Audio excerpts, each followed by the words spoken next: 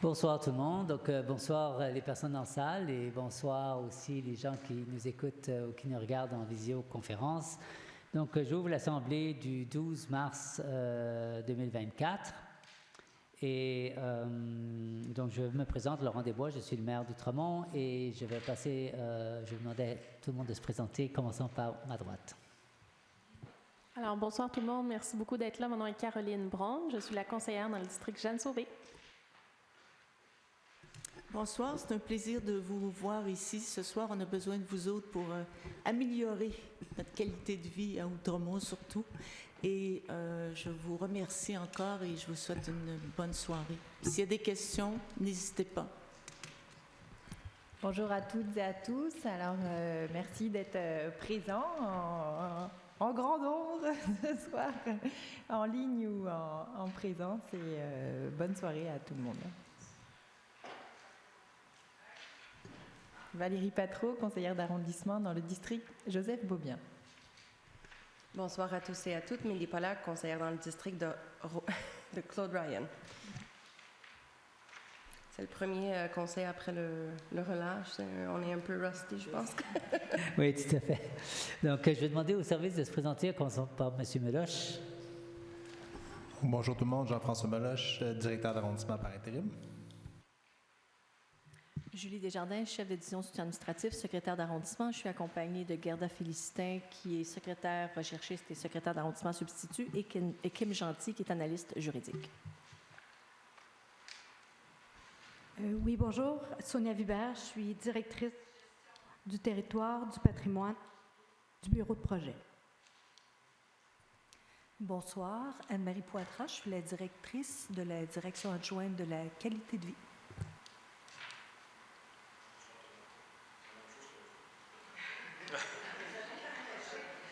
Bonsoir tout le monde, excusez-moi. Stéphane Rodrigue, commandant du poste de quartier 26. Merci. Donc, on va passer au point 10.02 qui est le mot des élus. Donc, je veux juste rappeler que notre réglementation, notre règlement indique qu'on a 5 minutes chacune pour parler. Je sais que Julie Desjardins va nous faire un petit rappel 30 secondes avant la fin du 5 minutes. Donc, juste pour que les gens sur place et que les gens qui nous écoutent aient le temps de poser leurs questions et d'écouter le conseil. Donc, je vais commencer avec juste quelques points. Le premier, c'est qu'on souligne ce mois-ci, le mois de mars, c'est le mois de la francophonie. Et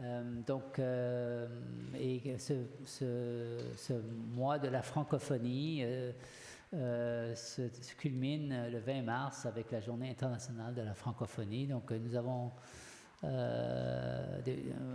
voté une motion en ce sens au conseil de ville le mois dernier et je pense que ce serait tout à fait approprié qu'on le fasse ici peut-être au prochain conseil pour célébrer le mois de la francophonie. Nous avons aussi, il y a quelques jours, il y a eu la Journée internationale des droits de la femme. Cette année, le thème officiel de cette journée est l'inclusion, inspirer l'inclusion. Donc, on sait qu'on s'enrichit par la diversité, par l'inclusion, et qu'on grandit tous et toutes ensemble de cette façon-là. On sait aussi, et les femmes en particulier le savent, qu'il faut être vigilant sur les droits des femmes. Il y a eu des reculs dans certains pays, dont certains États américains, donc la lutte n'est pas terminée et il faut continuer à lutter pour ces droits des femmes même si on peut souligner quand même qu'il y a eu des progrès assez remarquables depuis les 50 dernières années. Donc, poursuivons cette quête d'inclusion. Il reste encore beaucoup à accomplir pour l'égalité entre les hommes et les femmes. Le troisième point que j'aimerais souligner, c'est notre plan local de mobilité. Donc, ça fait 2 ans qu'on travaille là-dessus, que nos services travaillent là-dessus. Et on avait déposé un rapport technique de Vélo-Québec l'automne dernier.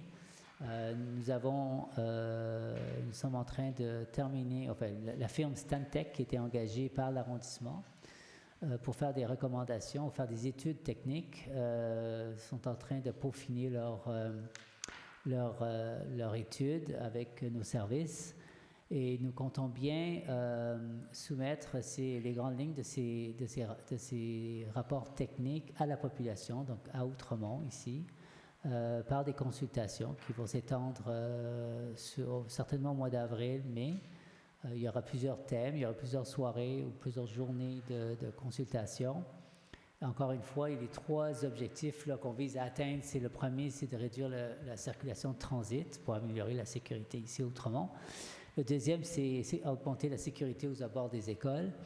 Et le troisième, c'est d'ajouter un réseau de pistes cyclables locales qui serait connecté idéalement avec les autres pistes cyclables dans nos arrondissements environnants. Donc, les dates des consultations vont être publiées très bientôt. Donc, je vous invite tous et toutes à venir donner votre opinion, vos commentaires, vos suggestions, parce que c'est ensemble qu'on va bâtir ce plan. Ce n'est pas simplement à partir des études techniques. Il nous faut l'input et les avis et les commentaires des citoyennes et citoyens pour qu'on puisse développer un bon plan de mobilité. Donc, c'est ensemble qu'on va le faire. Et donc, restez à l'affût pour les dates des consultations. Je vais m'arrêter là, juste pour souligner qu'il y a Pâques qui s'en vient le 31 mars, bien sûr, et on est maintenant dans la période du Ramadan aussi, qui se termine le 9 avril. Donc, j'aimerais souligner ces deux événements-là aussi. Donc, voilà pour moi. Je vais passer la parole maintenant à Mme Braun. Merci beaucoup, Monsieur le maire. Alors, ce soir, on va parler de différentes choses, mais on va accorder sur le rôle se trouvent certains points intéressants, dont un contrat de 350 000 $ pour l'élagage de nos arbres. La magnifique canopée que nous avons à Outremont doit être entretenue et elle ne bénéficie pas uniquement aux Outremontais, mais à l'ensemble des Montréalais. Donc, c'est une responsabilité collective qu'on a d'entretenir nos arbres.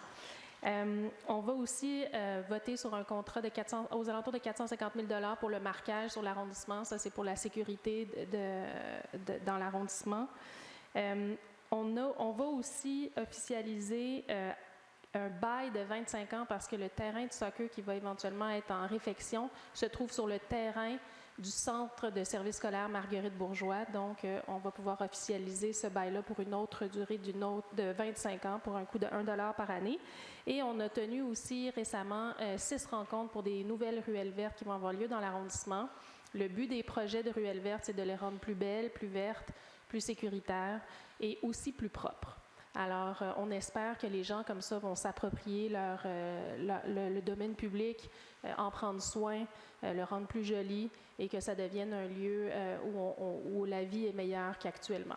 On va voter un budget pour ça également aujourd'hui et il va y avoir une autre série de ruelles vertes qui vont potentiellement voir le jour l'année prochaine. Donc, c'est des choses positives. J'espère que cet été, vous aurez l'occasion de vous promener dans l'arrondissement et de vous dire « Ah, les belles ruelles vertes que nous avons ». Voilà, alors merci beaucoup. Bonne soirée. Merci, Mme Braun. Donc, je passe la parole à Mme Potvin. Et merci, Mme Caroline Brown. Alors, uniquement, là, je ne vous raconterai pas la même chose parce que là, on va venir fou avec tout ça. Là. Il y a tellement de choses à faire. Mais il reste que au niveau des avenues, certaines avenues, comme Vincent d'Indy, où il y a le collège, il y a l'école, et quand ça descend peut-être de Saint-Édouard, en haut, ça descend en vélo, ça peut aller vite, ça peut frapper des enfants qui sortent du collège de l'école sur Vincent d'Indy. Alors là, il y a une amélioration à faire pour mettre un peu plus pour empêcher quelque chose qui peut être difficile. Il y a quand même des gens d'un certain âge qui viennent de la Brunante, alors qui traversent, qui s'en viennent, et c'est ça. Fait que là, de ce côté-là, il faut arranger ça, il faut réparer ça. Et puis, il y a quand même la sécurité. Certains endroits aussi où il y a des gens de certain âge et ça peut quand même... Certains endroits où ça ne fait pas un stop idéal. Alors, il y a peut-être des moyens, peut-être à certains endroits, mettre des poteaux pour rendre un peu plus là, que les gens se rendent compte qu'il faut arrêter d'aller aussi vite. Alors, parce que ça ne roule pas à 40 km, ça va à 50, 60, Côte-Sainte-Catherine, ça continue encore. Alors ça, de ce côté-là, il faut... Évidemment, quand il y a plein d'autos, c'est sûr que ça va plus lentement, mais ça va vite dans certains cas. Il faut s'améliorer de ce côté-là parce que ça peut être dangereux. Alors, s'il y a d'autres choses, n'hésitez pas à me le dire. Ne vous gênez pas et puis il faut regarder ça attentivement quand même pour le futur. L'avenir est important. Merci. Bonne soirée. Merci, Mme Potvin. Donc, je passe la parole à Mme Patron. Oui, merci, Monsieur Desbois. Donc, alors encore une fois, merci d'être présente et présent. Je vais revenir tout d'abord sur certains points à l'ordre du jour ce soir. Parce que pour moi, la gestion des fonds publics, c'est un sujet important. Et quand on est responsable des fonds publics, il faut travailler à maximiser les bénéfices de chaque dollar dépensé pour la population d'Outremont. Donc quand on a l'occasion de faire d'une pierre deux coups, on fait une pierre deux coups. On ne fait pas un raté. On fait pas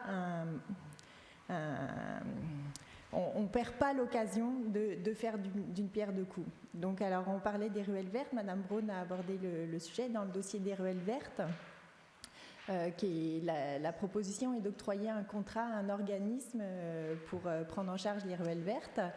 Sauf que cet organisme est un organisme externe au quartier.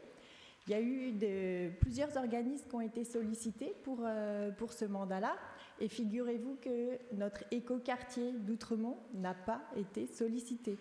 Donc, on a un organisme qui est en train de se développer dans le quartier, notre écoquartier d'Outremont, et il n'a pas été sollicité pour ce mandat des ruelles vertes. Alors, c'est un mandat sur 2 ans de plus de 125 000 $.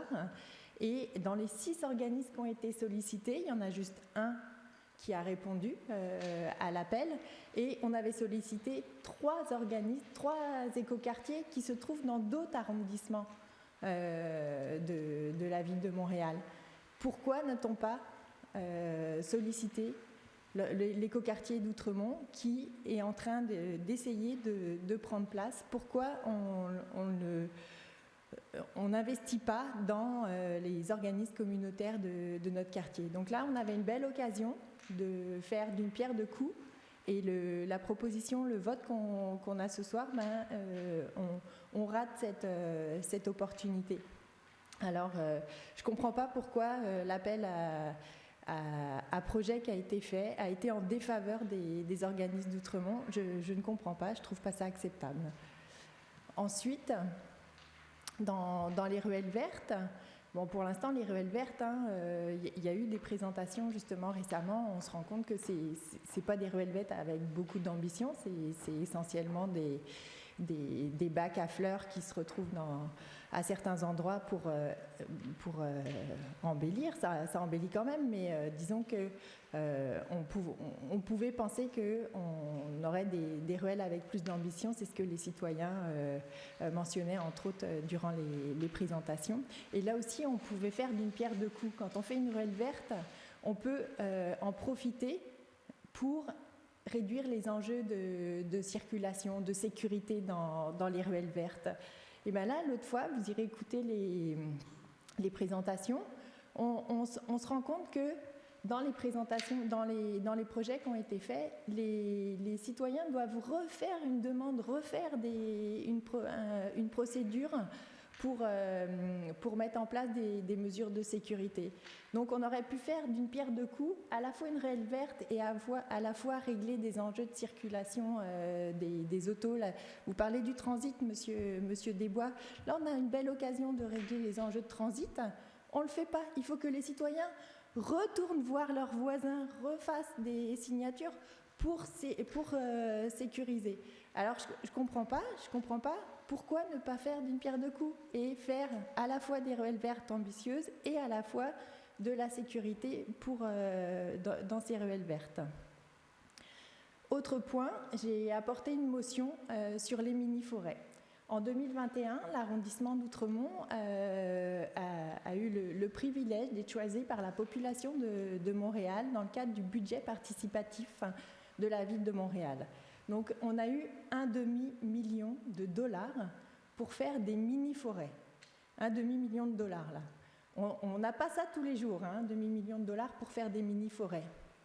Donc, où sont les mini-forêts qui ont été identifiées par l'administration des bois dans des zones de fraîcheur, au lieu de les mettre dans des zones où on le sait qu'il y a des îlots de chaleur.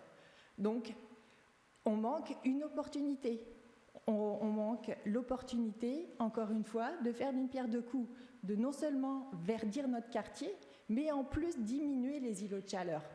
Donc là, alors j'ai déposé une motion en ce sens. 5 minutes, madame. J'ai déposé une motion en ce sens et j'espère sincèrement qu'on va pouvoir aller de l'avant. Il y a au moins 4 mini-forêts qui ont déjà été installées. Ce que je demande dans ma motion, c'est que les 2 mini-forêts qui restent soient installées dans des zones en déficit de verdure.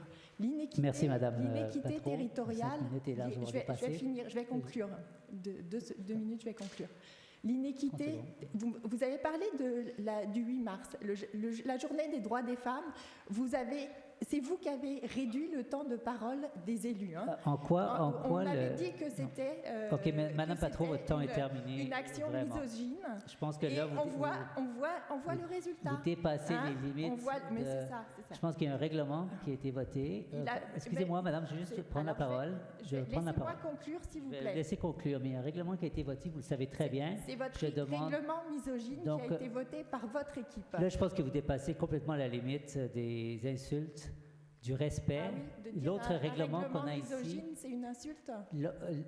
Totalement. L'autre règlement, je vais terminer juste ma parole, vous me permettrez, parce que vos insultes. Je vous ai pas insulté.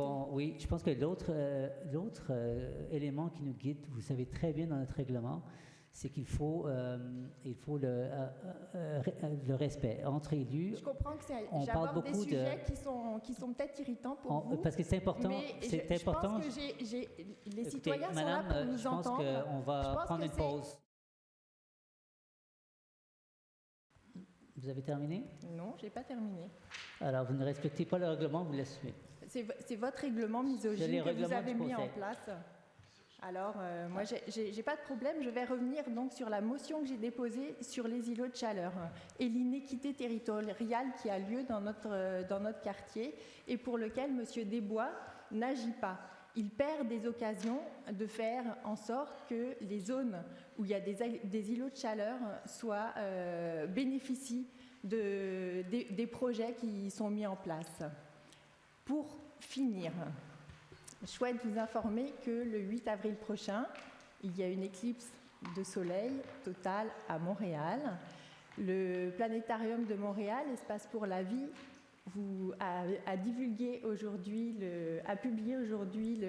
l'événement auquel la population de Montréal et donc d'Outremont est conviée pour voir l'éclipse. C'est au parc Jean Drapeau, métro Jean Drapeau. Alors je vous invite à aller le 8 avril prochain à cet endroit-là. Et pour vous procurer des lunettes d'éclipse, si vous n'allez pas au parc Jean Drapeau, il va y en avoir qui vont être distribués dans les bibliothèques de Montréal. Donc à partir du 18 mars, les citoyens et les citoyennes d'Outremont vont pouvoir aller à la bibliothèque Robert Bourassa pour y récupérer des lunettes pour assister à l'éclipse solaire qui aura lieu le 8 avril prochain. Sur ce, je vous souhaite une très bonne soirée. Madame Pollack. Merci, Monsieur le Président. Donc, pour ma part, il y a 2 bonnes nouvelles dans les points à l'ordre du jour ce soir. 2 mesures importantes qui sont prises en charge par la Ville de Montréal au bénéfice de la population d'Outremont. Donc, qui est la Ville de Montréal paye quand même plus de 50 000 $ pour l'élagage des arbres suite à la verglas d'avril 2023. Et la deuxième mesure, très importante pour l'amélioration de la sécurité au niveau de plusieurs intersections sur les artères de l'arrondissement. Certaines places de stationnement vont être retirées les parcomètres pour améliorer et augmenter la visibilité aux intersections afin d'assurer une meilleure sécurisation pour les plus vulnérables.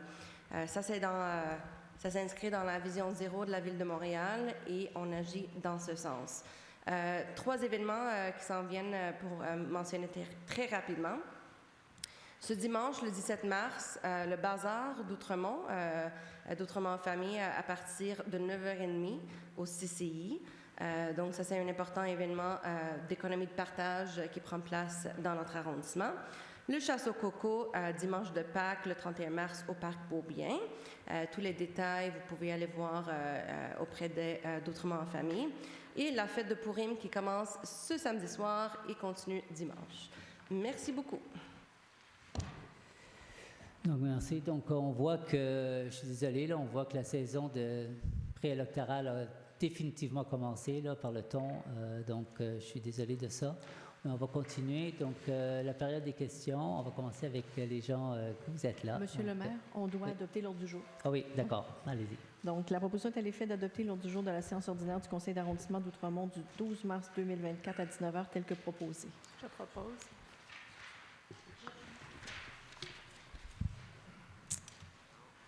Lors du vote, donc Mme Pedro.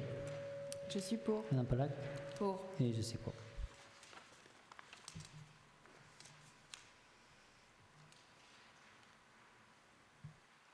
Donc, la période des questions. On va commencer avec les questions des personnes qui sont présentes. Et on va commencer avec M. Maurice Mallette.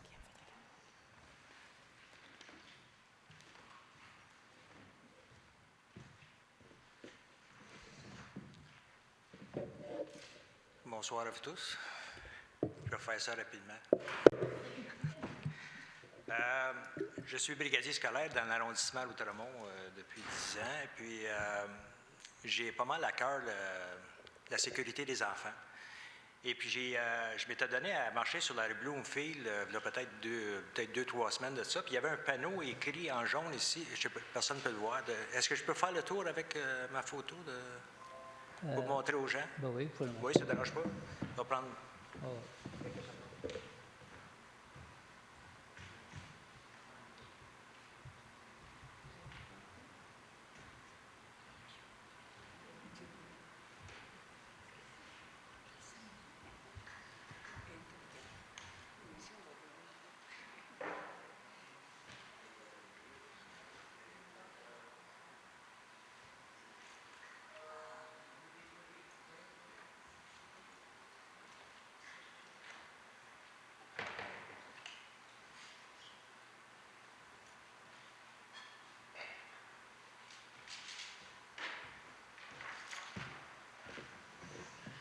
J'ai appris tantôt que c'était un citoyen qui l'avait fait faire. Puis je me demandais s'il n'y aurait pas moyen de faire un panneau similaire ou semblable, tu sais, parce que c'est pour la ruelle entre Duchamp et Manceau. Il y a des...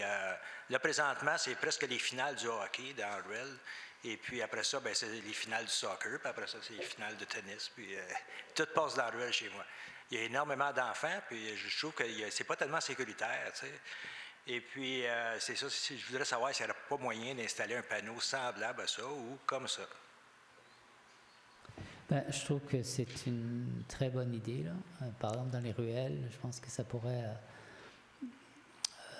être un avertissement supplémentaire là, aux cyclistes et aux automobilistes et tout le monde qui va vite de ralentir. Je trouve qu'on devrait le reconsidérer. Donc, Mme Vibert, c'est noté. C'est bien noté, je pense que c'est une bonne idée. J'ai même un poteau qui est déjà installé qui ne sert absolument à rien, puis il a juste à mettre une affiche dessus dans la ruelle, collée sur l'école Cédic qui est là sur Manceau. Et puis, je voudrais vous remercier aussi. Tantôt, vous avez parlé du marquage. Ça, c'est très bien. Ça fait une grosse différence quand il y en a du marquage. Et puis, pour les arrêts aussi. Hein, présentement, les arrêts, là, c'est une suggestion, les arrêts. Ouais. Comme d'après je peux voir, là, tous les jours, c'est une suggestion. Personne n'arrête. Il y a peut-être la semaine passée, vous avez mis un policier au coin de Manceau et Outremont. Ça a fait une grosse différence. 15 secondes. Et puis, oui. Okay. Ben, merci beaucoup, monsieur. Merci. C'est bien noté, oui. La prochaine question va à Mme Maryse Lapierre.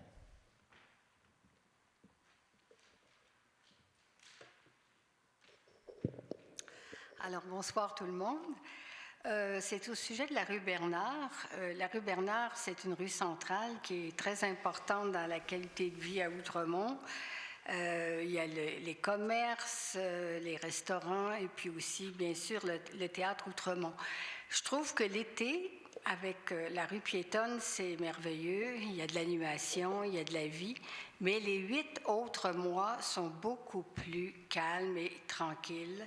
Et je m'inquiète un peu pour ce que la rue Bernard est en train de devenir. Entre autres, il y a 3 restaurants qui étaient peut-être les plus fréquentés, qui sont fermés.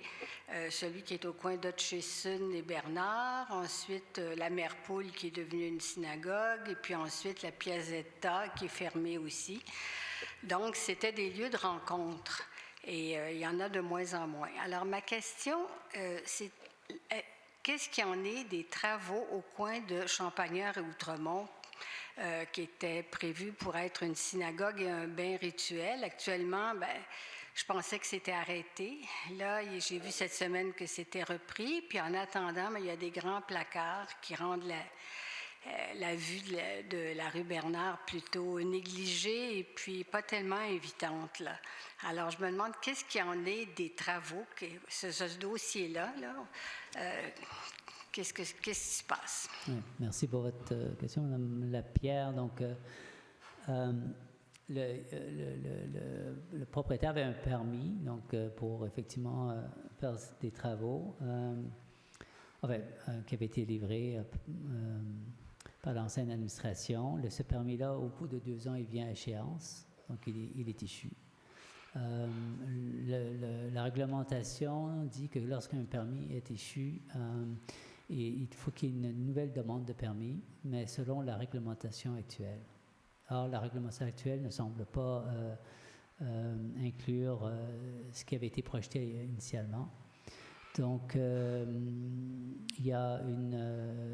c'est en cours de justice en ce moment. Donc, c'est à la Cour supérieure. Donc, puis là, on ne sait pas quand est-ce que c'est ça. C'est en cours. Donc, vous, parce que... Oui. D'accord.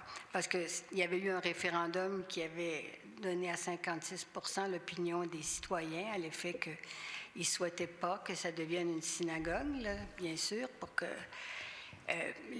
l'administration Tomlinson a décidé d'aller de l'avant quand même. Mais là, est-ce que c'est figé? Oui, je veux savoir si vous avez une question complémentaire ou... Non. Non? D'accord. Okay. Merci beaucoup. Parfait. Merci.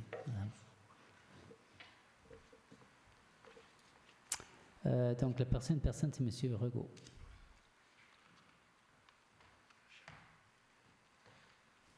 Bonsoir tout le monde. J'espère que vous allez bien. Voilà. Merci, bonsoir, monsieur. Bonsoir. Voilà, j'ai une petite question au sujet d'un règlement dont j'avais entendu parler. C'était plus trop clair, je ne savais pas ce qu'il en advenait. C'était sur la rue Willowdale. Il y aurait peut-être une transformation des permis d'auto.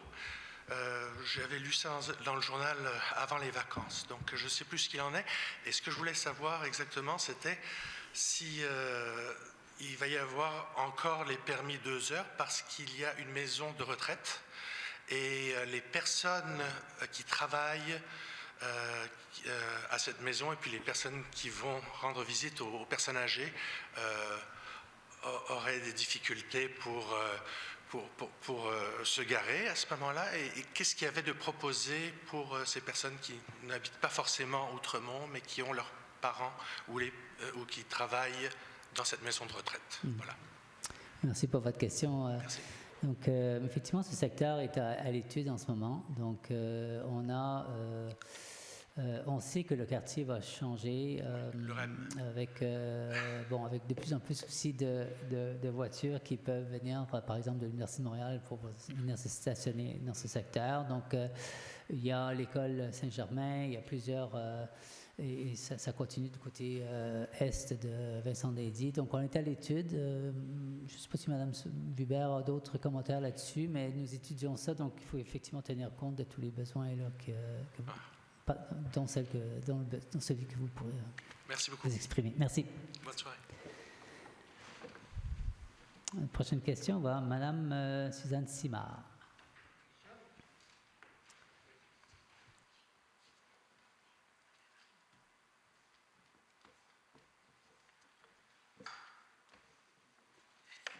Bonsoir.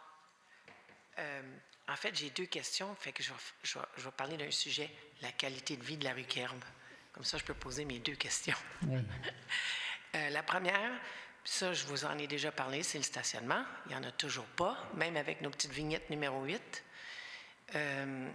Et le problème, puis M. Desbois, vous m'aviez donné une bonne réponse la dernière fois, parce qu'on parlait de les véhicules de la mobilité qui sont supposés passer puis donner des contraventions, etc., ils ne passent pas. Et comme j'ai dit la dernière fois, même quand on les appelle parce qu'ils bloquent des entrées de stationnement de gens, ils ne viennent pas. Même quand on les appelle, ils ne viennent pas. Avant-hier, ils sont venus au bout de 4 heures. Le véhicule était parti, naturellement. Mais je ne sais pas comment les gens de notre rue peuvent pouvoir se stationner sur la rue s'il n'y a pas de... S'il n'y a pas de véhicules de la mobilité qui viennent patrouiller. Ça, c'est... Alors, mais vous m'avez dit la dernière fois qu'il allait avoir une réorganisation pour assurer que les patrouilleurs soient organisés par secteur. Est-ce qu'on sait quand est-ce que ça va arriver, ça? Écoutez, c'est d'excellentes questions que vous posez. Et c'est un enjeu qu'on a connu à travers Outremont, qu'on essaie de régler rue par rue. L'ancien plan de M. Tomlinson, l'ancienne administration, était inapplicable. Donc, c'est-à-dire que le 2 heures est inapplicable. Il n'y a pas les ressources humaines pour surveiller ce 2 heures-là. Donc, ils sont allés quand même avec un plan qui est inapplicable. Donc, il faut, nous, essayer de régler ce problème-là. Donc, ce qu'on a essayé de faire, c'est de réduire l'espace du 2 heures un peu partout dans l'arrondissement. Donc, soit en donnant des vignettes à la priorité des résidents, donc qui exclut le 2 heures, soit, par exemple, dans des secteurs qui sont non utilisés, de laisser permettre aux gens de stationner là où il n'y a pas de densité. Donc, il va y avoir des améliorations. J'avais mentionné, effectivement, il va y avoir des améliorations dans le service de l'Agence de mobilité durable, avec les ressources qu'ils ont. Il va y avoir des nouvelles technologies qui s'en viennent, par exemple des lectures de plaques, donc qui nécessitent moins d'efforts pour savoir si quelqu'un est là depuis 2 heures ou si sa personne a un permis ou non. Donc, ça s'en vient et ça devrait s'en venir en principe cette année. J'allais dire en 2024? OK. Oui, oui. Donc, on devrait voir une différence là, dans l'application du règlement là, sur le stationnement. Là. Donc, je pense que vous allez Merci beaucoup. C'est surtout ça le problème. Le problème, c'est qu'il n'y a pas de patrouilleurs. Alors, la deuxième partie de ma question de la qualité de vie sur la rue Kerb, c'est les développements au coin de Kerb et Van Horn et celui qui est aussi à 2 rues, celui qui s'est effondré. Oui. Et l'autre à côté qui est en train de... Je pense que c'est le même entrepreneur, celui qui est sur le coin sud-est. Oui, sud-est, oui. Premièrement, est-ce que cet entrepreneur-là, premièrement, pour ceux qui s'est effondré, est-ce qu'ils ont une amende? Est-ce qu'ils ont... Qui paye pour la police qui a fermé la rue pendant 2 jours, 3 jours, 4 jours? Qui paye pour les commerces qui ont été obligés de fermer pendant 48 heures? D'ailleurs, ma chienne avait un rendez-vous qui a été annulé. Qui paye pour ça? Bien, écoutez, lorsque l'immeuble s'est effondré, tout a été pris en charge par la CNESST. Il y avait des travailleurs sur place, donc ça a été pris en charge. Donc, eux, ils sont là pour s'assurer que, d'abord, il y a la sécurité, première des choses. Donc, c'est les contribuables? Oui, c'est la CNESST, oui. Les contribuables. Mais maintenant, non, c'est-à-dire que je vais laisser M. Meloche compléter, là, mais il y a des amendes qui peuvent être émises et je vais vous laisser, monsieur, dans le détail là, de ça, je vais laisser M. Meloche compléter la réponse. Mais ce n'est pas nécessairement le contribuable, là, ça peut être l'entrepreneur.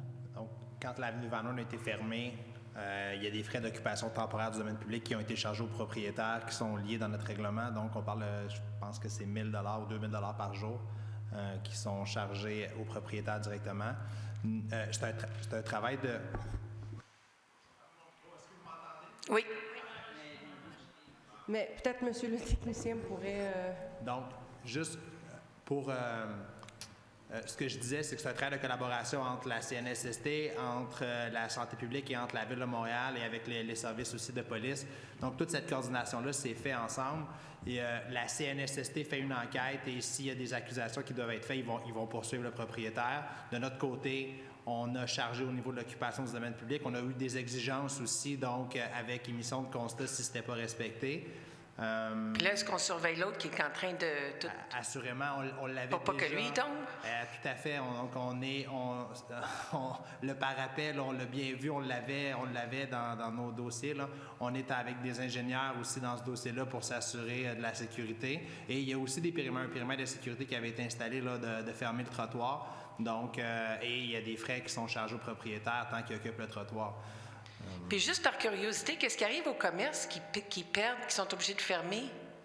Il y a malheureusement rien pour ça. Là. Est-ce qu'il y a, d'un point de vue civil, il y a un recours potentiel contre le propriétaire? Ça, je ne le sais pas. Mais au point de vue de la Ville, il n'y a pas malheureusement rien pour aider ces commerçants-là. OK, bien merci. Merci beaucoup. Merci, madame. Bien, bien. Donc, la prochaine question va à M. Georges Sioufi. Bonsoir. Oui, bonsoir. Merci tout le monde. J'ai entendu plusieurs inquiétudes lorsqu'il s'agissait de la sécurité des enfants, lorsqu'ils vont à l'école. Je voudrais juste offrir un point de vue un peu urbanisme. Je pense aux Pays-Bas. Est-ce que vous avez considéré, aussi on parle de poteaux pour signaler, de réduire la vitesse, mais est-ce qu'on a considéré d'adopter d'autres mesures plus, je dirais, permanentes, un plus grand changement,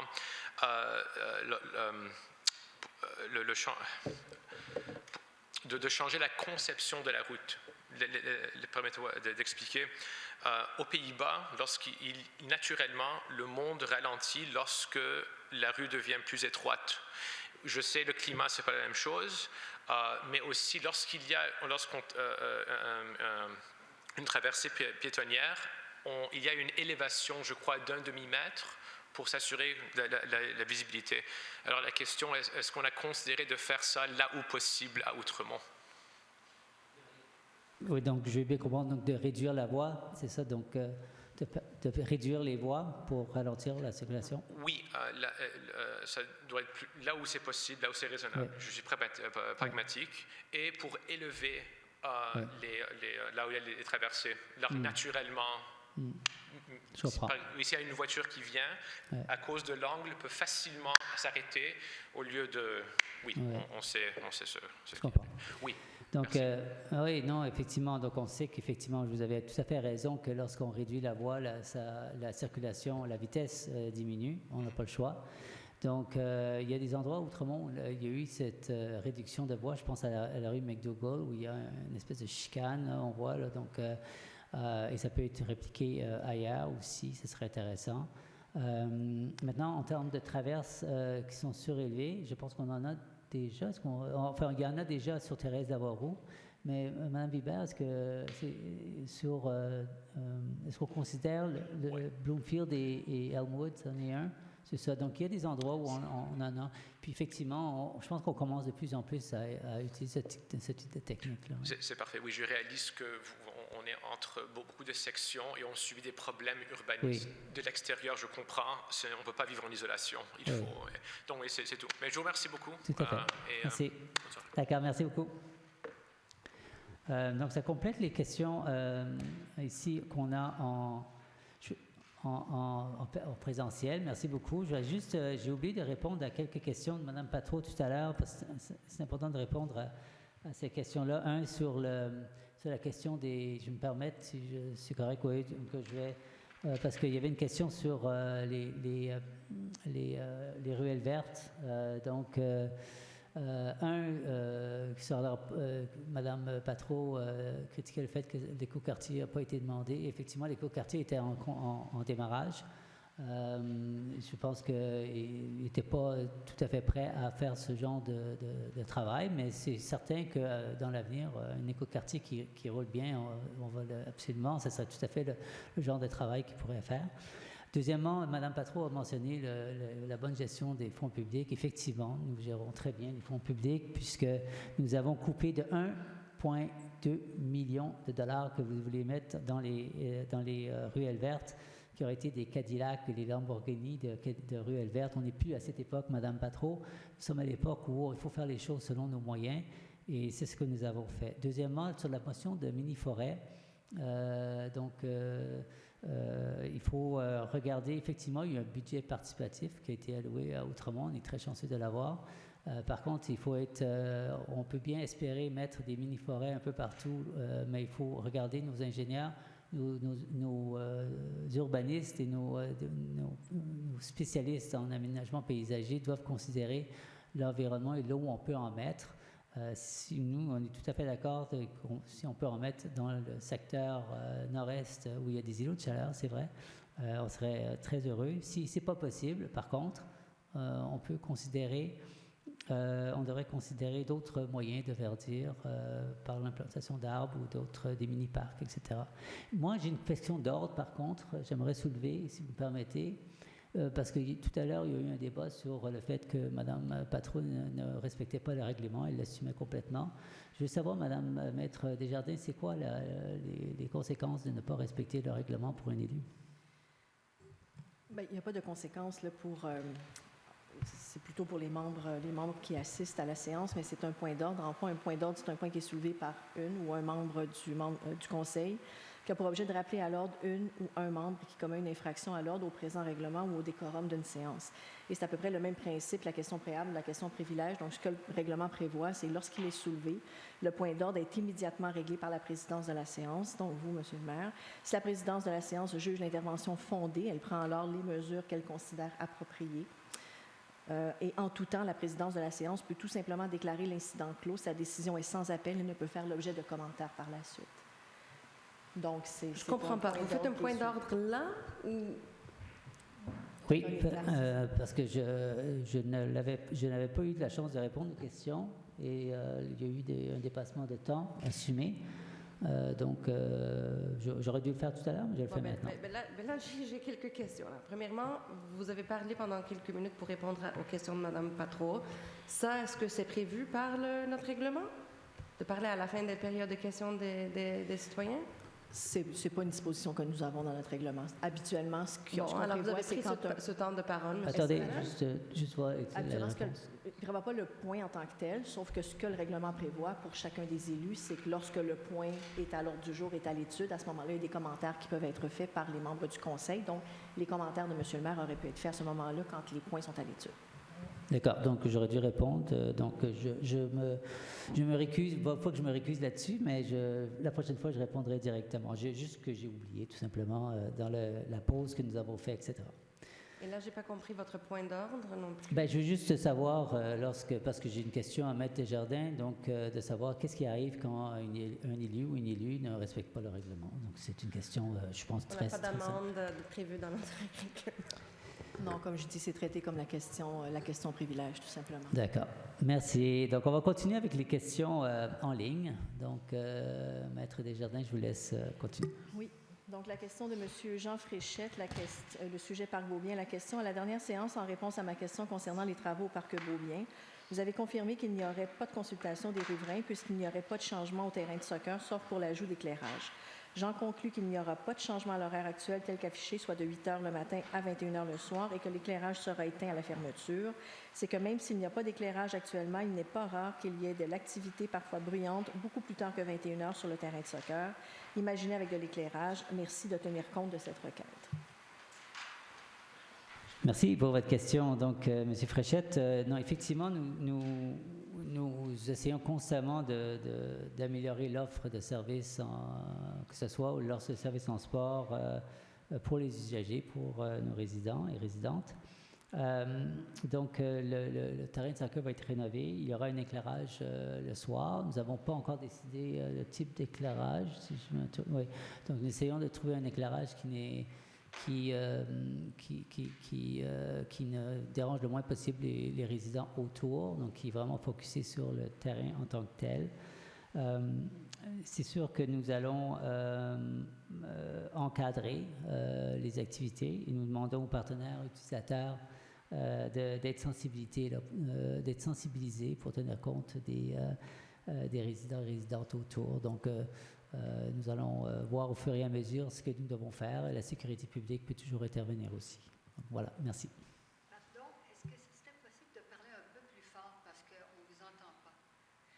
On entend la réponse, mais on n'entend pas la question. Ah, la question.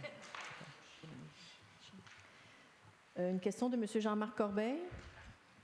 Le sujet autobus scolaire, la question, Monsieur le maire, comme vous le savez, les autobus scolaires qui circulent dans l'arrondissement et qui s'immobilisent en double file le long des véhicules stationnés en bordure du trottoir pour faire monter et descendre leurs passagers ne respectent pas notre règlement sur la circulation ni le code de la sécurité routière. À ce sujet, vous avez commandé une opinion juridique dont vous avez pris connaissance et qui vous confirme explicitement l'illégalité de ce type d'immobilisation. Question. Allez-vous désigner des zones d'embarquement qui permettent l'embarquement et le débarquement des passagers en conformité à notre règlement sur la circulation au Code de la sécurité routière? Question subsidiaire. Avez-vous transmis au SPVM les conclusions de l'opinion juridique en ce qui concerne l'illégalité des immobilisations des autobus scolaires en double file? Merci, M. Corbeil. Donc, pour la première question, en fait, dans notre plan de mobilité locale, c'est une question que nous allons regarder, les débarcadères sur les rues. Par contre, il faut juste bien être conscient que lorsqu'on met des débarcadères, ça veut dire aussi qu'on enlève des cases de stationnement. Mais oui, absolument, nous allons regarder cette option, puis travailler avec les opérateurs d'autobus scolaires pour savoir pour voir comment ça pourrait être utilisé. La question subsidiaire, est-ce qu'on a transmis l'opinion juridique au SPVM? Alors, la réponse est oui. Nous avons transmis cette opinion juridique au SPVM. Voilà. Question numéro 3 de M. Patrick Brodeur, le sujet stationnement vignette, la question à qui de droit? J'aimerais connaître les actions concrètes qui seront prises afin de faire respecter le délai de tolérance de stationnement de 2 heures, constamment bafoué par les visiteurs, très souvent des étudiants de l'Université de Montréal à proximité, sur la rue Willowdale. Nous sommes 2 payeurs de vignettes et nous avons peine à trouver un stationnement sur la presque totalité de la rue plusieurs fois par semaine. Autant dire que nous payons pour rien. Les agents de stationnement sont pratiquement absents. Peu, pour ne pas dire pas, de constats sont remis et nos appels fréquents à la sécurité de l'arrondissement ne donnent aucun résultat depuis plusieurs années. Merci. Donc, merci, M. Brodeur. Donc, une question encore sur Willowdale et sur l'îlot. De notre point de vue, par contre, mais donc, comme j'ai mentionné tout à l'heure, d'abord, le 2 heures, il n'est pas applicable comme tel en ce moment. Par contre, ça va changer dans les prochains mois. Nous travaillons très fort avec l'AMD là-dessus, l'Agence de mobilité durable. Lorsqu'il y a un signalement à faire, il ne faut pas le faire à la sécurité publique, ils ne sont pas habilités à répondre. Donc, il faut appeler l'Agence de mobilité durable. Le numéro, c'est le 514-868-3737. Donc, voilà pour ça. Et donc, il y a des technologies qui s'en viennent, comme j'ai dit, qui s'appelle le LAPI, qui a pour objectif de faciliter la lecture des plaques. Donc, c'est à suivre là, pour cette année. Merci. Question de Mme Céline Forget, le sujet application de règlement. La question, bonjour, une voiture est stationnée sur le gazon entre le trottoir et la maison. Qui doit intervenir? La sécurité publique, les agents de stationnement ou les inspecteurs de l'aménagement? Merci à l'avance. Donc, merci pour la question. Donc, la réponse, c'est que c'est l'Agence de mobilité durable, encore une fois, qui doit intervenir et donner des amendes si c'est approprié. Encore une fois, le numéro, c'est le 514-868-3737.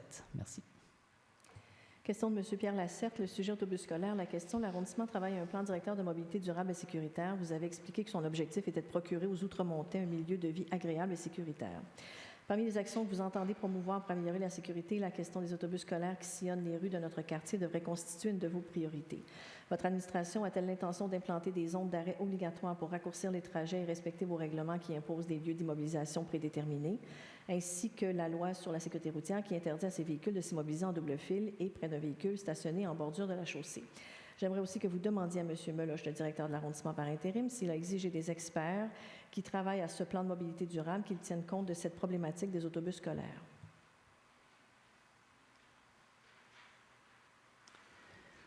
Donc, encore une fois, là, j'ai parlé tout à l'heure de débarcadères qui seront analysés dans le plan de mobilité locale. Donc, c'est une partie, encore une fois, ici de la réponse.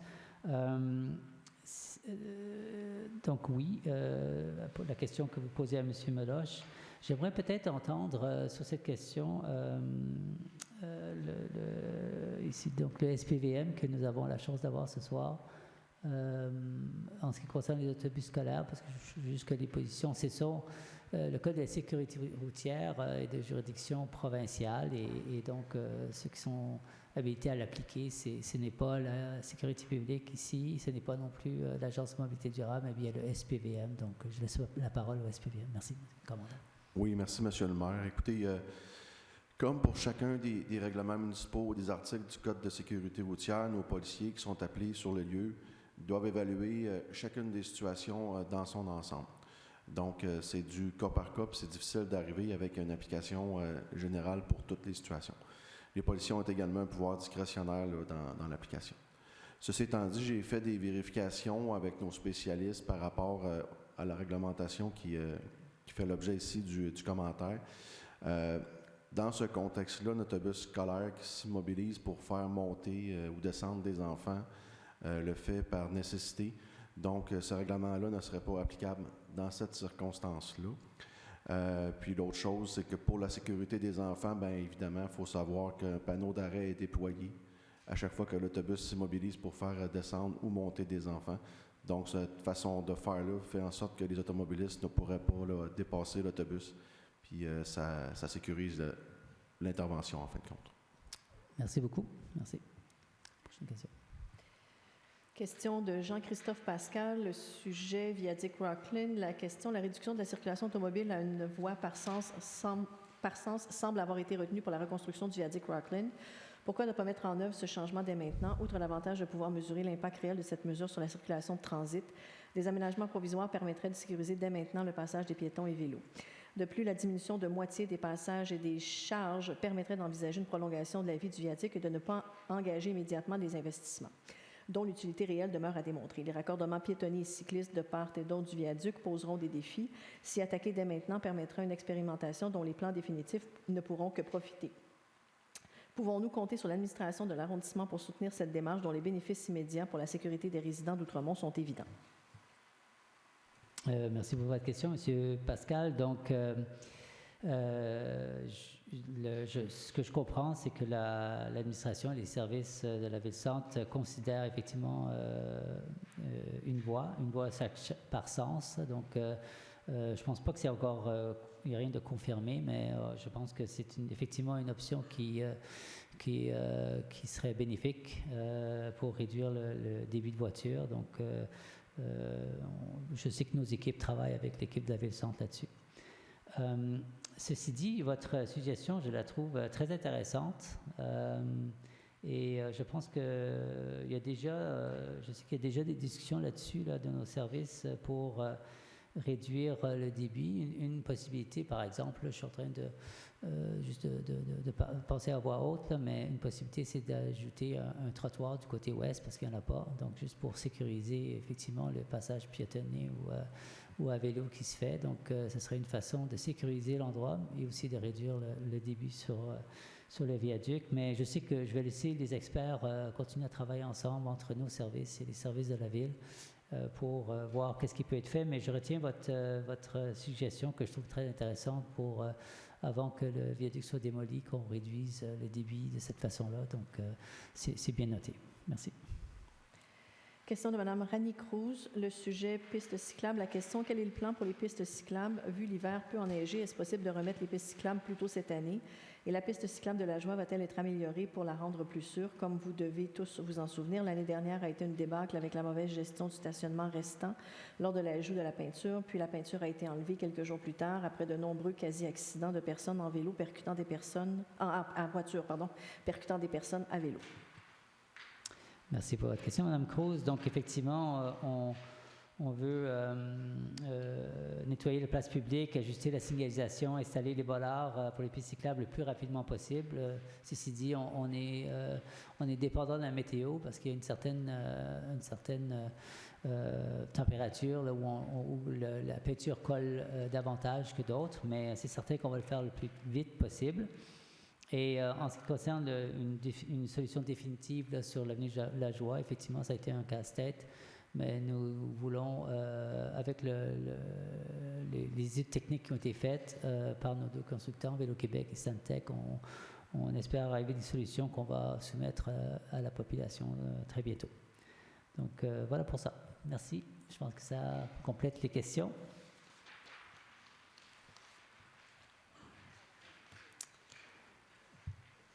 Donc, on est rendu au point 10.05. Que vous souhaitez suspendre ou on continue, M. le maire? On peut continuer. Je pense que on n'a pas eu une grosse séance de questions. Je pense qu'on est bon. Parfait. Donc, le point... Désolée, M. le maire, est-ce que je peux faire un point d'ordre important? J'ai dit quelque chose tout à l'heure qui n'était pas exact, alors je vais le corriger avant que les gens partent. En fait, la fête de Purim ne commence pas ce samedi soir, c'est le samedi soir prochain, le 23. Donc, juste pour me corriger. Merci. D'accord, merci, c'est bien noté. Donc, le point 10.05, la proposition est à l'effet d'approuver le procès-verbal de la séance ordinaire du Conseil d'arrondissement d'Outremont tenue le 6 février 2024 à 19h. Je propose. J'appuie. Pas trop. Je suis pour. Madame Pollack. Pour. Je suis pour. Le point 20.01, la proposition est à l'effet d'autoriser une dépense maximale de 358 089,64 $, incluant les taxes pour l'élagage des arbres publics post-verglas situés sur le domaine public de l'arrondissement d'Outremont, d'accorder à l'entreprise Arbo Design Inc., plus bas soumissionnaire conforme, le contrat à cette fin au montant de 358 089,64 $, incluant les taxes, et ce, conformément au document de l'appel d'offres public 23-20-268, d'imputer cette dépense conformément aux informations financières inscrites au dossier décisionnel. Cette dépense sera entièrement assumée par le Centre de coordination des mesures d'urgence, le CCMU. Je propose. J'appuie. Madame Patron. J'aimerais intervenir. C'est ça, je réitère ce que Madame Pollack a mentionné, c'est le montant de 358 000 $ vient de la ville de Montréal. Et je trouve que l'arrondissement d'Outremont et puis les autres arrondissements qui vont en bénéficier, c'est très positif, étant donné que nos arbres ont été bien malmenés lors de la crise du verglas de l'année dernière, et on souhaite vivement que ça ne se reproduise pas cette année. Merci. Donc, on va passer au vote. Je suis pour. Madame Pollack. Pour. Juste fermer la porte, peut-être?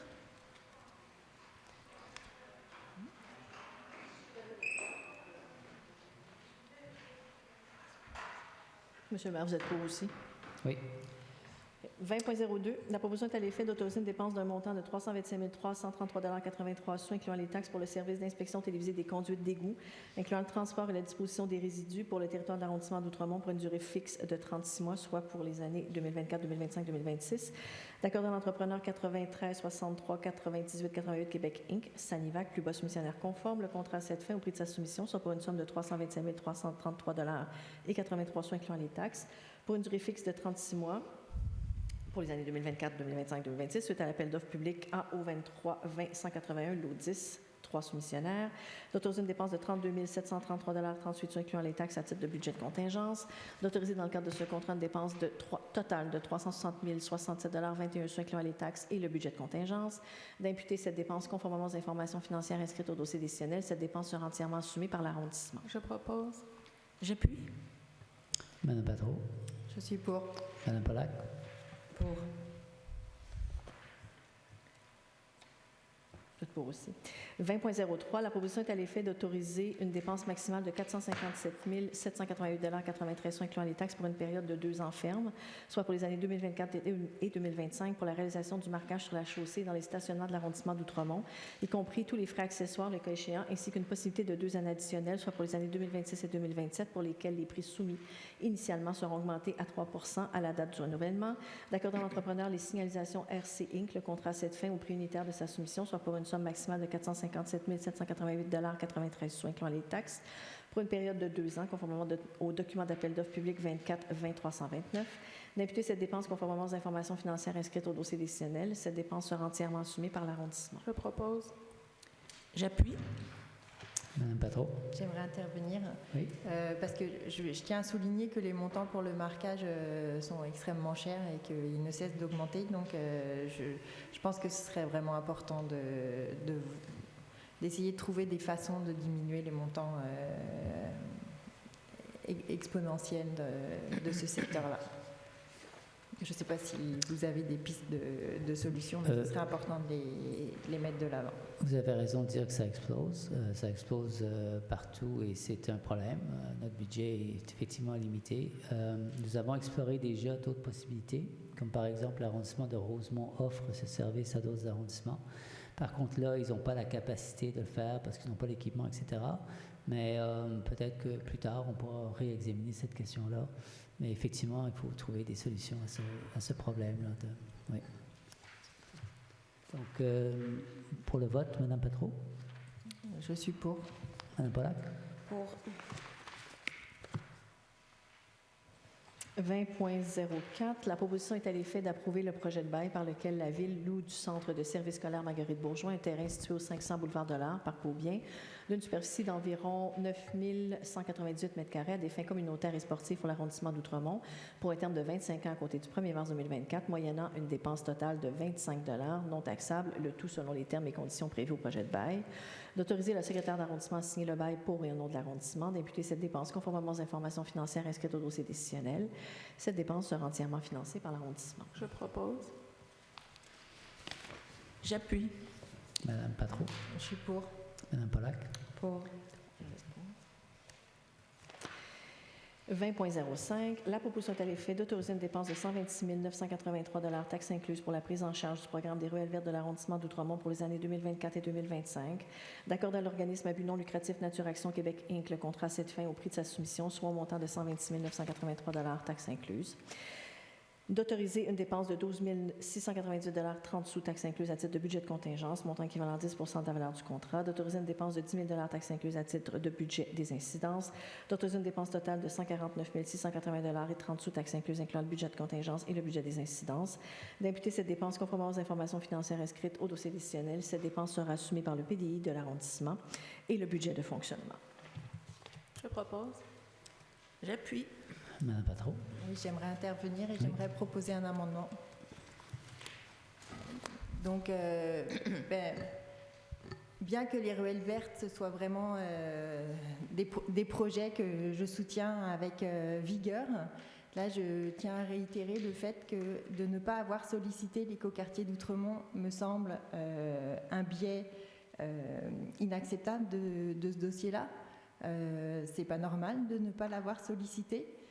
Vous avez fait des commentaires sur l'écoquartier, Monsieur Desbois, mais je ne pense pas. Enfin, on aurait dû le solliciter. Desjardins, je soulève un point d'ordre. Est-ce qu'on peut faire une introduction quand on fait un amendement? Oui, parce qu'habituellement, il faut que ce soit appuyé. Bien là, c'est parce qu'on ne sait pas c'est quoi l'amendement. C'est ça, l'amendement, j'ai pas le. Il faut que l'amendement soit proposé, il va être appuyé, puis ensuite de ça, il va y avoir des commentaires. Ma question, c'est lorsqu'on propose un amendement, est-ce qu'on peut faire une introduction avant? J'ai mentionné que je voulais parler et ensuite... Bien, il faut aller à l'amendement. C'est sûr que ça ne peut pas être... Il faudrait proposer votre... Mais après, elle peut un point proposer à faire des commentaires aussi. Elle peut proposer le point avec l'amendement. Donc là, moi, j'attends l'amendement, je ne sais pas c'est quoi. Il va être appuyé, puis ensuite de ça, il peut être commenté. Voilà. Donc, mais là, je fais... c'est ça. Bien, habituellement, c'est amendement, proposé, appuyé, suivi d'un commentaire. Non, mais il y a une proposition qui est appuyée, qui peut faire objet de commentaires aussi. Oh, oui, mais effectivement. Effectivement, mais si vous avez un là. amendement, vous pouvez... Oui, mais là, effectivement, parce que ça peut être commenté une fois qu'il est proposé puis appuyé, ce qui était le cas. Sauf que là, il y a un amendement qui va venir, là. Oui, effectivement. OK. Donc, alors, je comprends que l'équipe des Bois cherche vraiment à me museler ce soir, mais je comprends que c'est problématique les points que j'amène, mais je pense qu'il faut absolument qu'on en discute. Donc, sur ce dossier-là, on n'a pas sollicité l'écoquartier d'Outremont qui n'attend que ce type de projet pour développer encore plus son expertise et son offre. On parle d'un dossier de 125 000 $, dépenses presque 150 000 avec les montants de contingence. Donc c'est extrêmement important de faire correctement les choses et de solliciter l'ensemble des partenaires, notamment les organismes de notre quartier. Donc mon amendement est de reporter le point 20.05 et de demander de solliciter l'écoquartier d'Outremont pour répondre à cet appel d'offres. On va prendre... Il faut qu'il soit appuyé. Ben, L'amendement vient d'être fait, il doit être appuyé d'abord. J'appuie. OK. Maintenant, le point peut être commenté. Parce que je voudrais prendre une pause.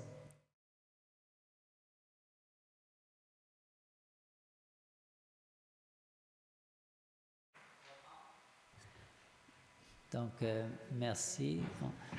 Donc, est-ce qu'il y avait d'autres commentaires sur cet amendement ou c'était terminé?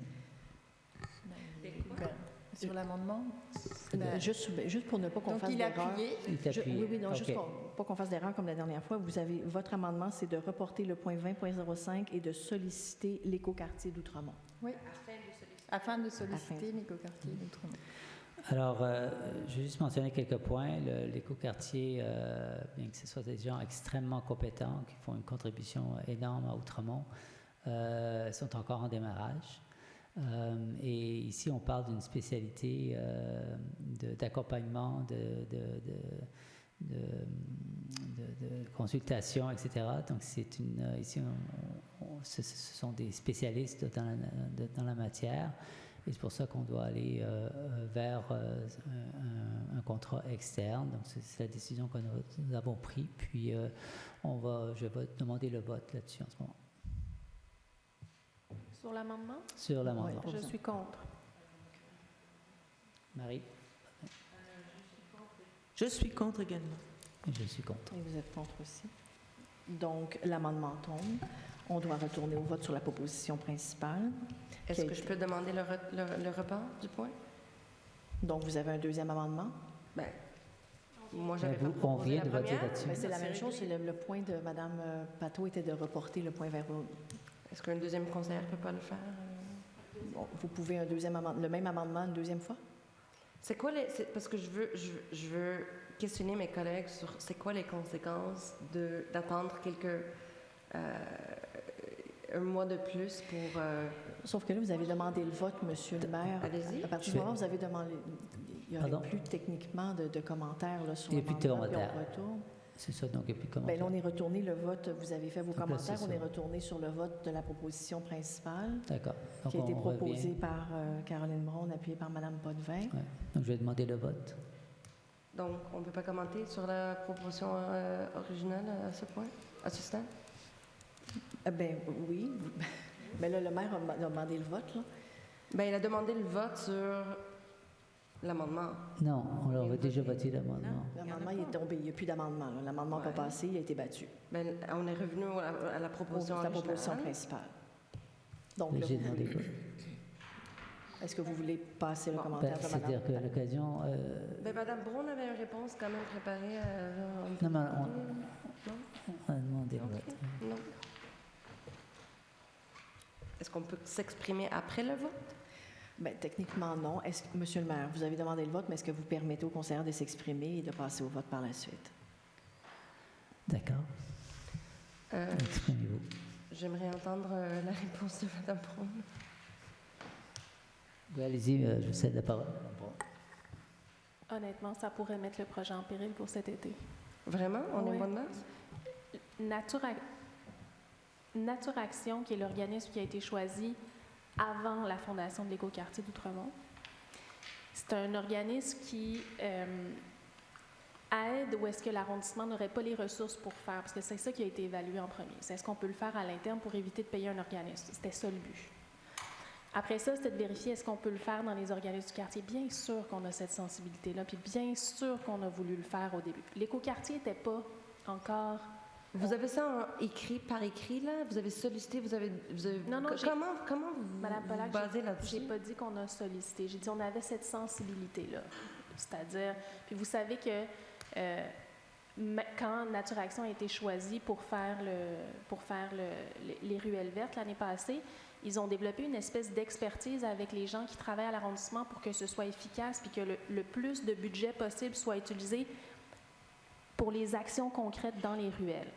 On a tenu avec M. Meloche et Mme Vibert, vous étiez présente, Mme Pollack, à quelques rencontres, 6 rencontres récemment, où est-ce que Nature Action avait déjà fait des démarches avec les citoyens, ont déjà écrit les plans ensemble, ont déjà fait des contacts avec les citoyens. Ils ont créé, l'année passée aussi, on a fait plusieurs plantations, plusieurs projets qui ont vraiment bien été. Et puis, c'était des dossiers qui étaient relativement difficiles. Il y avait des ruelles où ça allait mal, puis ça a demandé beaucoup d'heures de travail de la part de tout le monde pour concilier ces projets-là, puis les amener à naître et que ce soit positif. Okay? Et donc là, on a développé cette expertise-là avec eux l'été passé, et pour les prochaines ruelles, c'est encore ce qui va être fait. Si aujourd'hui, on reporte le point en mars, là, alors que les commandes vont être passées, ça pourrait potentiellement mettre en péril les projets de ruelles vertes. Donc, je pense qu'aujourd'hui, ce ne serait vraiment pas dans l'intérêt des citoyens de faire ça, même si, dans les faits, on aimerait ça que ce soit un organisme d'Outremont qui le fasse, bien sûr, mais là, cette année, ce ne serait pas responsable comme choix.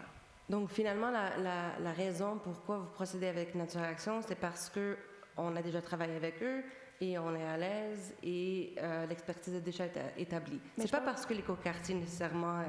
Je pense que ça a été dit aussi que l'écoquartier est un organisme vraiment récent. Ils sont au balbutiement de leur déploiement. Et puis, bien sûr qu'on aimerait ça que ce soit l'écoquartier. Mais, tu sais, pour l'instant, la décision qui a été prise, qui est une décision administrative en passant, c'était de continuer avec Nature Action pour cet été. Bon, ben, merci. On va terminer là la discussion. Donc, on va revenir sur le vote, c'est ça? Donc, Mme Patro pour le vote.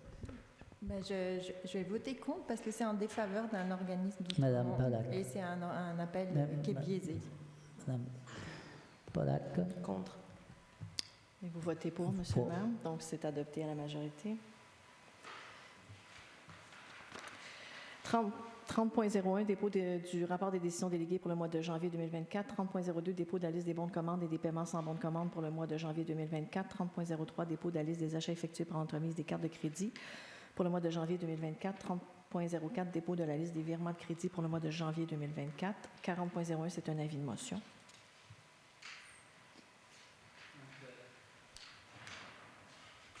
Conformément à l'article 356 de la loi Cité-Ville, je donne un avis de motion à l'effet qu'un projet de règlement intitulé « Règlement modifiant le règlement sur la circulation et le stationnement » sera adopté au cours d'une prochaine séance du Conseil d'arrondissement et je dépose le projet de règlement.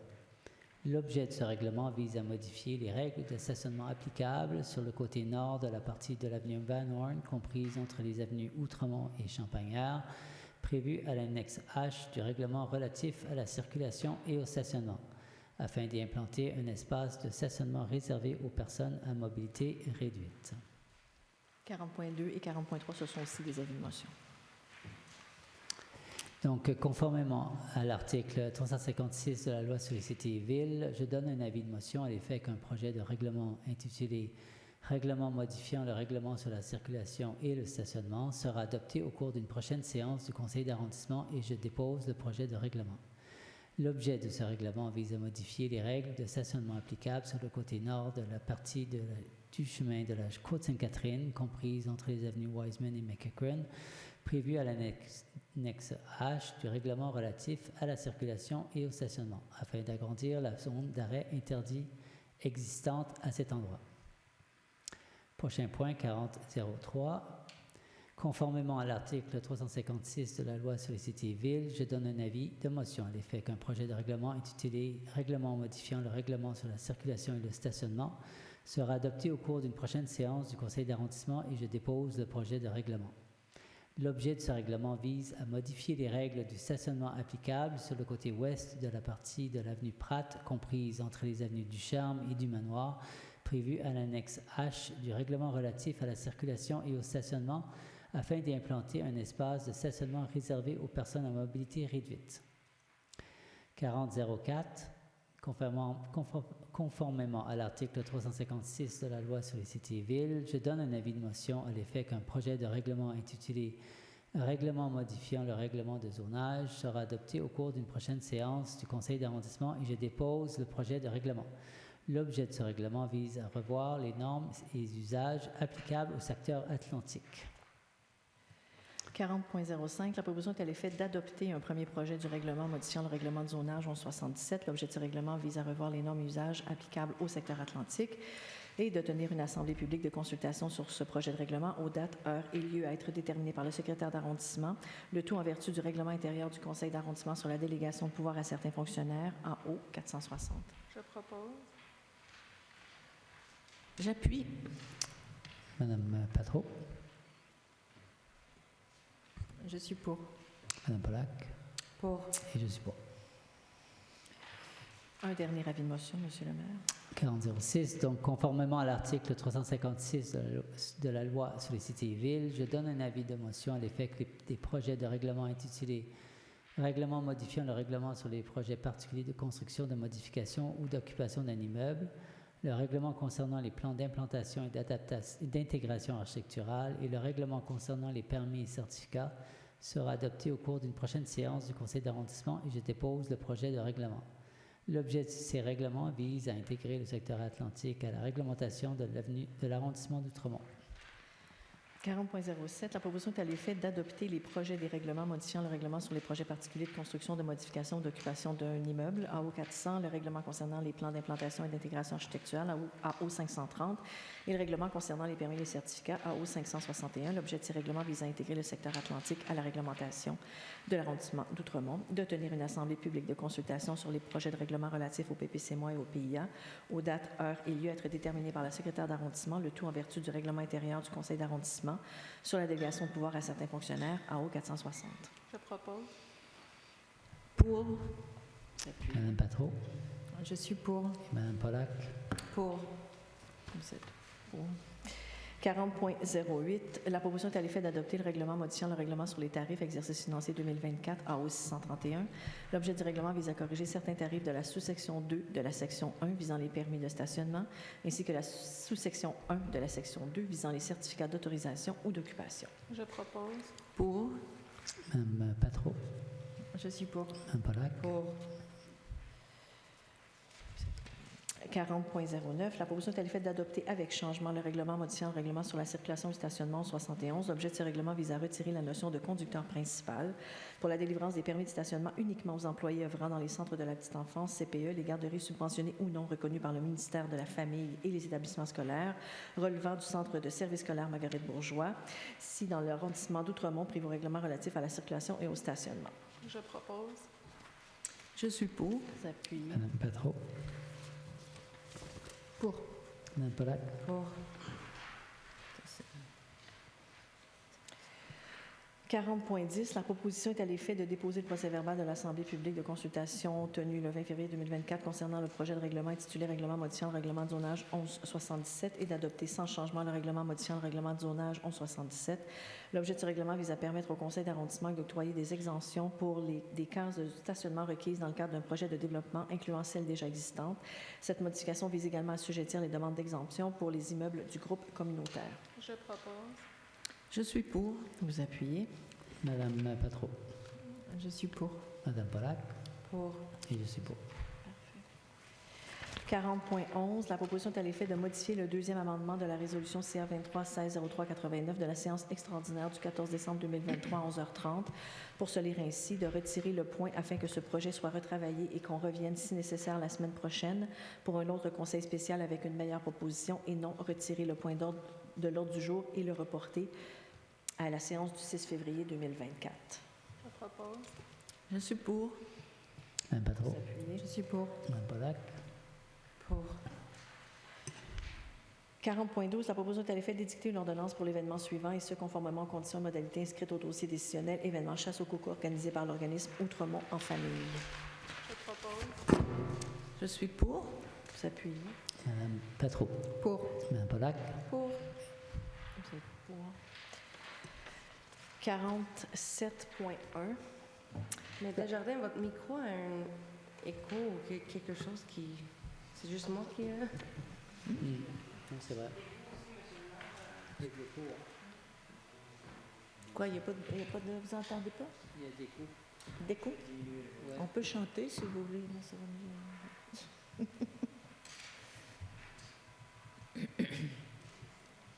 Mais j'entendais bien, moi. Bonjour. Je pense que ça, oui, c'est un peu mieux. On est d'accord?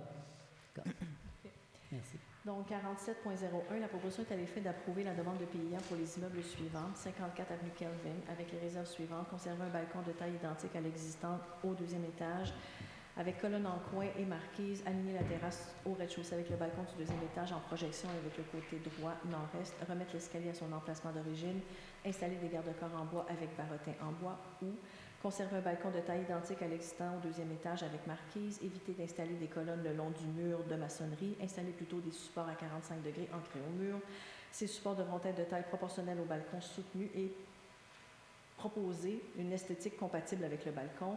Installer des garde-corps en bois avec des barotins en bois. Et les suggestions suivantes: peindre en blanc les balcons, garde-corps, colonnes, fascias et soffites tels qu'à l'origine. Augmenter la couverture végétale en privilégiant le pavé alvéolé. Et nonobstant les recommandations du comité consultatif d'urbanisme, le conseil d'arrondissement accepte la proposition du citoyen d'installer des garde-corps en aluminium soudés au lieu de ceux en bois avec barotins en bois demandés par le CCI.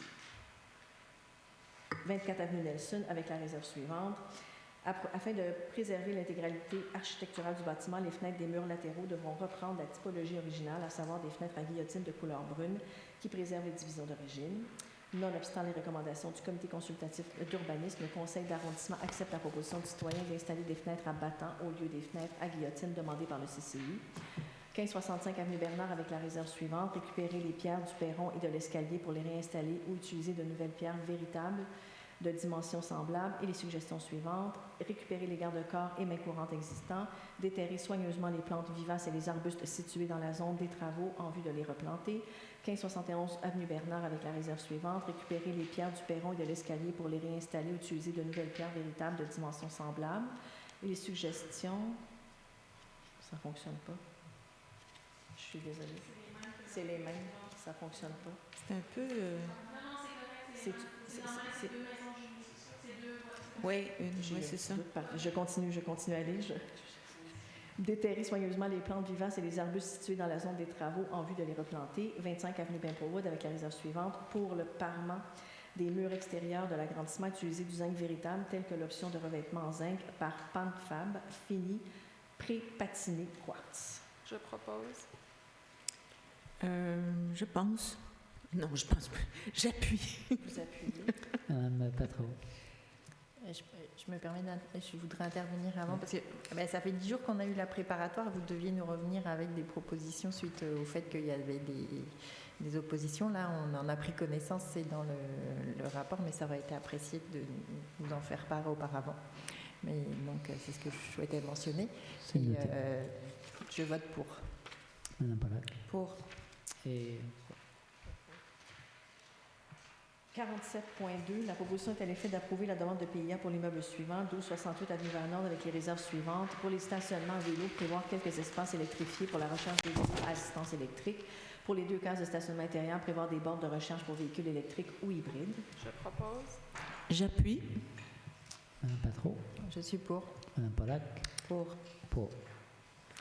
47.03, la proposition est à l'effet d'approuver en vertu de l'article 9.1.4 du règlement de zonage 1167 la demande d'exemption de fournir et de maintenir 8 cases de stationnement sur les 10 cases exigées à l'article 9.5 du règlement de zonage pour le bâtiment CO 1268 avenue Van Horn, d'imputer la recette au fonds de compensation de stationnement conformément aux informations inscrites à l'intervention financière. Je propose. Je suis pour. Madame Patro. Pour. Madame Pollack. Pour. 60.01, informer le conseil de la suppression des espaces de stationnement tarifés sur la rue énoncés dans le présent dossier décisionnel. 60.02, dépôt du compte-rendu modifié de la réunion du comité de sécurisation tenue le 19 octobre 2023. 60.03, dépôt du compte-rendu de la réunion du comité de sécurisation tenue le 12 décembre 2023. Et nous avons la motion.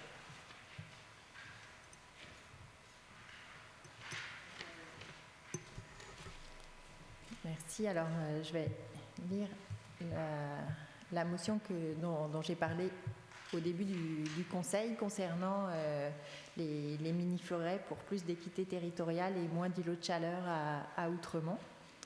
Donc, la motion se lit comme suit. Attendu que la Ville de Montréal a tenu son premier budget participatif en 2021 avec un montant de 25 millions de dollars. Attendu que les projets retenus devaient contribuer à accélérer la transition écologique et sociale de Montréal. Attendu qu'Outremont fait partie des arrondissements visés par le projet lauréat Les Mini-Forêts de Montréal et a obtenu 500 000 $ pour la mise en place de 6 mini-forêts sur son territoire. Attendu l'importance de diminuer les iniquités territoriales auxquelles fait face la population d'Outremont, notamment en ce qui concerne la résilience au changement climatique. Attendu que dans sa planification stratégique 2021-2025, Outremont s'est engagé à être exemplaire en matière de transition écologique. Attendu que l'arrondissement d'Outremont a toute l'autonomie pour identifier les zones dans lesquelles il souhaite installer les 6 mini-forêts. Attendu que les mini-forêts permettent de réduire les îlots de chaleur, d'améliorer la biodiversité et d'absorber le CO2. Attendu que les données ouvertes de la Ville de Montréal montrent clairement des zones d'îlots de chaleur dans le nord-est de l'arrondissement d'Outremont. Attendu que sur les 4 mini-forêts déjà installées en 2022 et 2023, 3 sont situées dans des zones plus fraîches et seulement une est située dans une zone d'îlot de chaleur, le parc Saint-Viateur, tel que montré sur la carte qui est en annexe de la motion. Attendu que les 2 mini-forêts qui doivent être installées en 2024 sont prévues être installées dans des parcs identifiés comme des zones de fraîcheur, à savoir le parc Joyce et le parc FX Garneau. Il est proposé par Valérie Patreau et appuyé par Madame Pollack que les 2 mini-forêts prévues en 2024 soient installées dans des zones identifiées comme îlots de chaleur dans le nord-est d'Outremont et voir la zone à prioriser sur la carte en annexe. Donc, merci pour votre motion. Et je pense qu'on est pas mal, tout le monde est d'accord sur les attendus qui ont été énoncés. Est-ce que les mini-forêts, la question fondamentale, c'est est-ce que les mini-forêts, d'abord, est-ce qu'on est capable de les implanter dans le secteur désigné? Puis, deuxièmement, est-ce que c'est la seule façon de réduire les îlots de chaleur? Donc, sur la question de est-ce que c'est faisable de les implanter dans la zone désignée dans le nord-est, la réponse de nos services, je peux peut-être laisser, je ne sais pas c'est qui, Mme Bibert ou... oui, donc je vais vous laisser la parole là-dessus, si vous voulez bien, juste commenter sur la faisabilité. On a déjà commencé à étudier la faisabilité et notre difficulté au nord de l'arrondissement, c'est les terrains disponibles. Donc, c'est un secteur aussi en planification par le SUM. Donc, on travaille avec eux pour trouver aussi des moyens de verdir davantage le secteur atlantique, entre autres. Donc, il y a des projets qui s'en viennent. La ruelle près de Durocher aussi, dans ce secteur-là, est à l'étude pour la rendre plus verte. Dans les terrains disponibles, c'est plus compliqué de faire des mini-forêts parce que ça occupe toute la place et ça ne permet pas d'occuper comme parc non plus.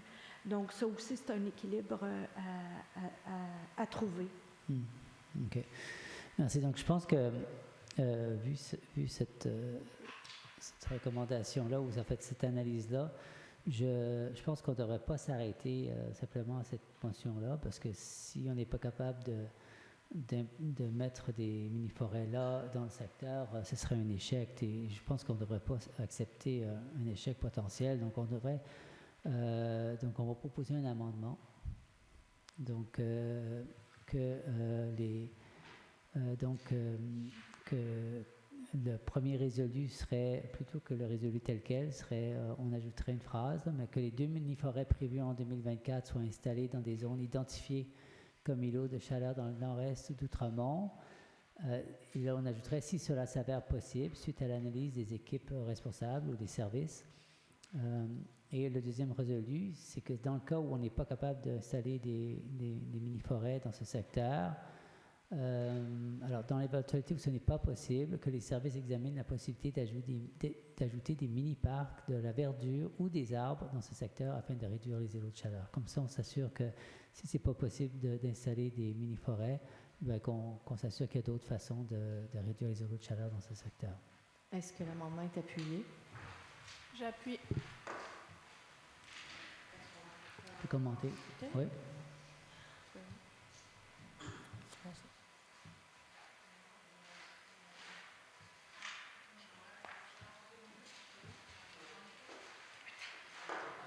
On va prendre une pause, juste suspendre pour quelques minutes. Merci.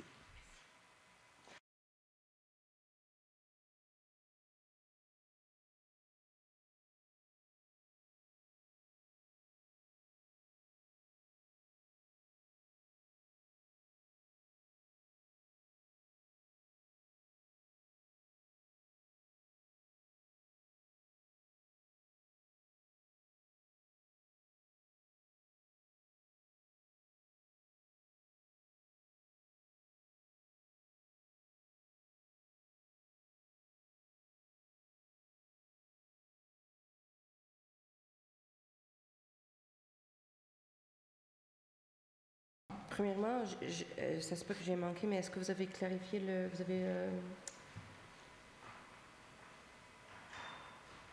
c'est quoi le mot que je cherche? La cohérence entre les mots équipe responsable et les services, vous avez? Oui, donc juste pour noter par souci de cohérence, il y a dans le premier résolu, il y a le mot équipe responsable et dans le deuxième, c'est service, mais je pense qu'on peut choisir un des deux. Oui, choisir les services, je pense que c'est le mot le plus approprié. Parfait. Donc, j'aimerais savoir, ce sera quoi les critères d'analyse et comment est-ce que nous, on va être mis au courant de l'analyse? Ça sera documenté, ça sera écrit. Je veux m'assurer que ça soit pas juste quelqu'un qui vient au conseil et nous dise que c'est pas possible. D'accord, je peux laisser la parole à Mme Vibert sur la façon de la grille d'analyse, si on veut. Bien, on pourra vous transmettre notre analyse, donc sans problème.